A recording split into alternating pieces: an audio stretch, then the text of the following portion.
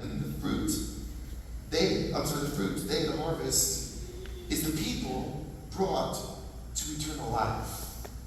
What joy awaits both the planter and the harvester alike. I don't know about you, but I want to work with the Father. I want to be in the front yard making everything right. I want his joy. I want his power and his presence in my life. I want to experience God. And there's joy in the work. So what's love got to do with it? Absolutely everything. As a kid, I heard my dad one time preaching a message, and he shared this illustration. He said that there were two newlyweds, and they had a pickup truck. And every day they rode side by side in that pickup truck for years. They sat right next to each other until one day when they didn't. Now, I don't know why it happened, but it happened. And after too much time had passed, the wife brought it up. She said, "Hey, mister, why don't you put your arm around me anymore? Why don't you hold your hand when we're driving down the road like we used to?" She's like, "I just feel like we've grown apart."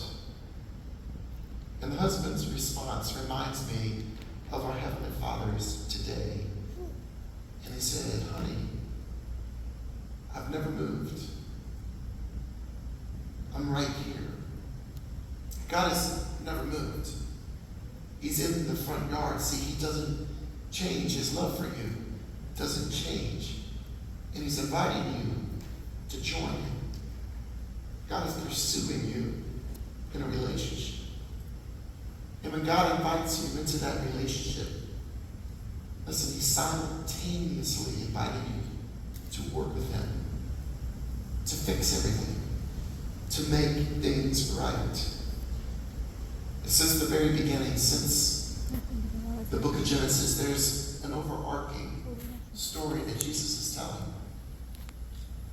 And I love the world, that I'm here to save the world, and that God works through those he loves. And that Christ's love should compel us. In 2 Corinthians chapter 4, verses 14 to 15, it says, "For Christ's love compels us." The love that we see displayed in the cross should compel us to do God's work. And your obedience to God's will is living out God's love. Your obedience to God's will is worship. See, you may have thought that singing or clapping or dancing was worship. But can I tell you that that's just the overflow? That when we come in on Sunday mornings, our worship is the life that we've lived in the front yard with our Father all week.